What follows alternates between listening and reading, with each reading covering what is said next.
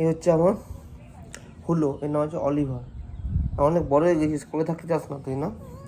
হ্যাঁ জানি তো, কিন্তু এ যখন জন্মেছিল তখন আমার হয়েছিলাম যে বাজে, এখানে এমন শরীর খারাপ করতো, সব থেকে উইক ছিল।